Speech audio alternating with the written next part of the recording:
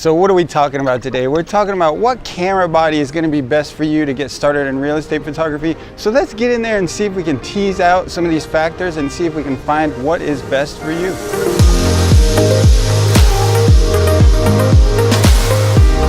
If you saw the recent vlog on real estate photography equipment for 2019, you know that I'm just sort of recommending crop camera systems, and that's because I feel like they're all very comparable. So what I recommend is that you choose a system based on your preference. So you might head into Best Buy, you might grab a few of the systems, like you might grab a Sony, you might grab the Canon 80D, right? You might grab a Nikon D7500. One of them might feel a lot better to you, and that's great. That's a great reason to go with that system. One of the other things I'd recommend looking into is sort of compatibility. So for me, for example, I use a CAMRANGER. It's really important in my work. What that allows me to do is stay away from my camera. I don't have to be tied to my camera all the time. So I really need a system that's going to be compatible with that unit, the CAMRANGER unit. So you might want to stick with, say, Nikon or Canon, because every device that these guys make, you know, if the greatest device comes out tomorrow, they're for sure going to make it for Nikon, they're for sure going to make it for Canon, and to some extent they're probably for sure going to make it for Sony nowadays, but they might not make it for somebody like Fuji. We got sort of a nice quiet soy here today, and my shoe actually works today, so these are real luxuries I got here going today.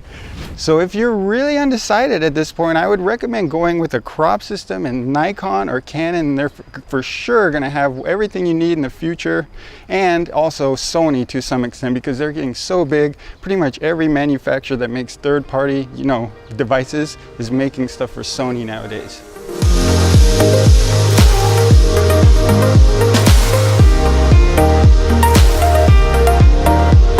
Other than that, get something that feels good in your hands. You might not like the Sony a6000 as I recommended in the other blog. So the few cameras I recommended were the Sony a6000, the Nikon D7500, D7200 to some extent, and then the D500. And for Fuji, of course, it's the X-T3. And then for Canon, it was the 80D. So grab the one that feels good. Don't think about it too much. That's my recommendation. So you might be asking at this point, well, what in the heck are all these people, you know, raving, going on and on and on about camera bodies for, if I'm saying, you know, I'm a professional photographer and I'm saying it's not that important, they're all comparable. Well, the truth is they are freaking crazy, okay? So all those people are crazy. You shouldn't spend that much time thinking about this. It's not that big of a deal in the end. The much bigger deal is stuff like lighting equipment and the way you're working, and just a general overall kind of way your philosophy about how you're gonna work. So don't spend too much time on the camera body decisions. It's really just something you need to get into, be confident in that decision, and move your photography forward.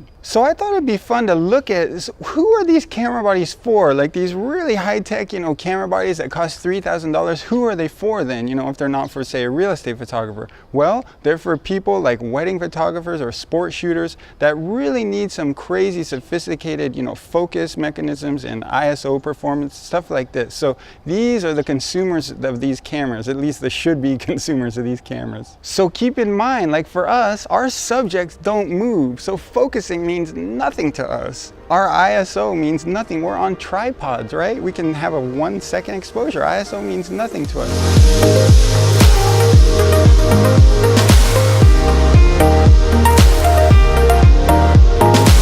So most of these features are really not important to us. All we need to get is that sensor, and like I said, most of the cameras have very comparable sensors. So why don't we ask ourselves at this point, what's the proof of this, what I'm saying? What's the proof that pretty much all these modern day cameras are producing similar image quality in terms, especially when you're shooting like outside in the sun and stuff like this? So, well, the proof right there in everyone's face is that so many photographers are shooting with Micro Four Thirds systems, like landscape photographers. They're switching over.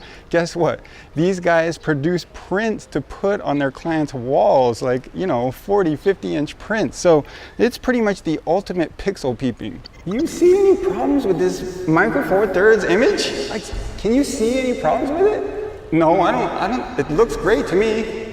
Yeah, it looks pretty much perfect. I really think the proof is there in terms of, like I said, landscape photographers switching to Micro Four Thirds system. They got these little sensor cameras and they're just producing top-notch work, absolutely no drawbacks. And I'm excited for you guys because what this does for you, you know, you're gonna get out there and get a crop system. It's just perfect. It's a perfect blend between cost and quality, and you're gonna grab that. You're not gonna worry too much about, you're gonna worry more about the compatibility that the camera might have with apps and lenses and stuff. And you're gonna worry a little bit about which one feels better in your hand, which one you're more comfortable with, but that's it.